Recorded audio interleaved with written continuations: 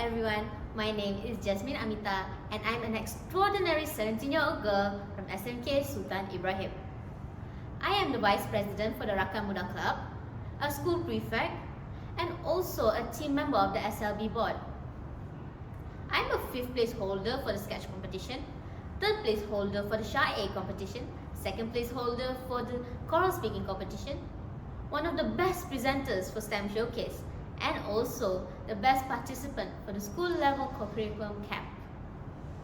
Well, if you must know a little more about me, is that I'm a very outgoing person who loves to explore new things. I'm also well known for my happy-go-lucky personality, which makes me more approachable. As many would say, I naturally seem mean. Well, enough about me. Let's carry on to the main purpose of this video. I'm going to talk about the book that I chose for today, which is The Naturals. The Naturals was first published on November 5th, 2013 and was written by a gorgeous 39-year-old woman named Jennifer Lynn Barnes. Jennifer Lynn Barnes is such an amazing and creative writer, as almost all her books consist of mind-twisting plot twists and also riddles for us readers to read and solve. Once you start reading her books, it's almost impossible to put down.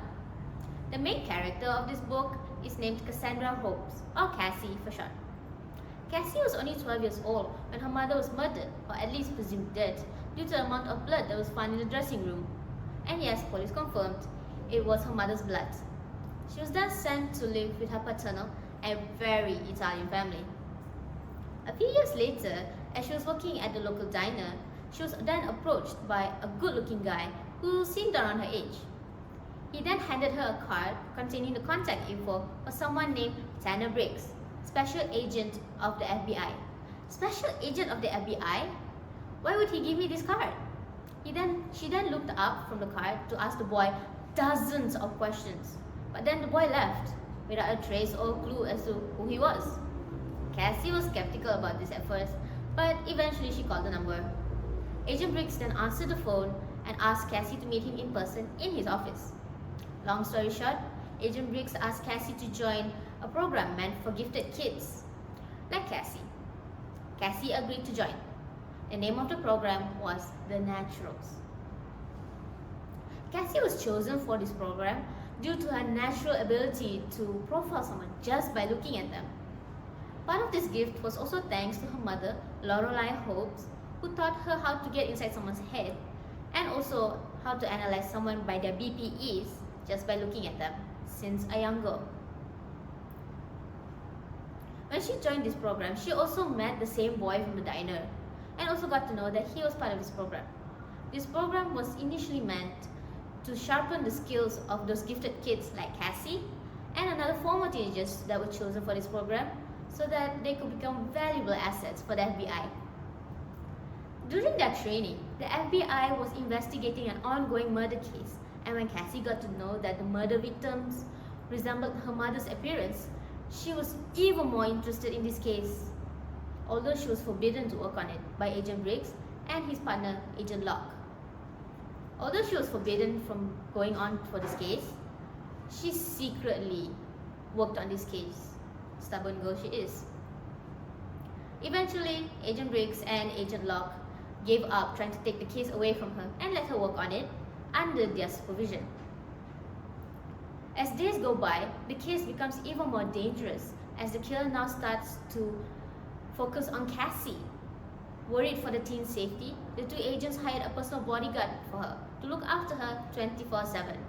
Yes, 24/7, even when Cassie's asleep. One day though, however, Agent Locke asked Cassie to abandon the safe house compound and come to the empty parking lot where she would be waiting. She then proceeds to explain that how the killer was amongst us, disguised as one of us, but she didn't specify who. Cassie then obeyed Agent Locke's orders and left the safe house compound sneakily. But she didn't leave alone. Although she was given strict orders to come alone, she brought Michael Townsend, the boy she met from the diner, and also Dean Reddings, the boy from the program. Another boy from the program, sorry. As she reached the parking lot, Agent Locke didn't bring them 3 to safety. Instead, she brought she shot Dean Reddings and Michael Townsend. Agent Cassie was dumbfounded as to why Agent Locke would do this. It is then when Agent Lacey Locke revealed that she was the mastermind killer behind all of this, and she was also Cassie's aunt. She then asked Cassie to be her partner in crime, another killer, but Cassie refused. This is when Agent Locke threatened to kill Cassie. But Michael then regained consciousness and he shot Agent Lacey Locke dead. One of the reasons why I chose this book, other than the mind-twisting plot twist, is that this book has a special page named You. I was first confused as to what this page was about, but then as I continued reading the book, it all made sense. This book was the POV of the killer, or as we know, Agent Lacey Locke.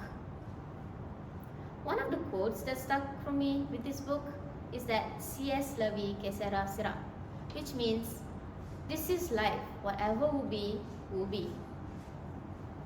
This quote tells me to let go of things in the past, as life is always ongoing.